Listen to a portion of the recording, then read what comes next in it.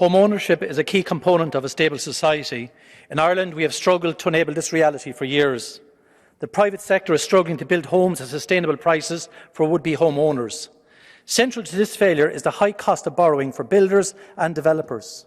Irish banks are highly reluctant to lend and are effectively saving schemes now in Ireland, hoarding deposits. And developers and builders are forced to secure credit on international private equity markets. Interest rates costs in excess of 10 to 12% are being added to the price of a property, making them too expensive for ordinary workers and families. We need a new model of funding housing development in Ireland. The current model just simply is not working.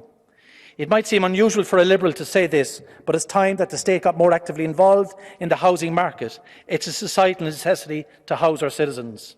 If we do not, we risk causing a major fracture in Irish society between those that can afford to buy and those that cannot. The aspiration of home ownership must not be lost. It must become a reality again for future generations of Irish people.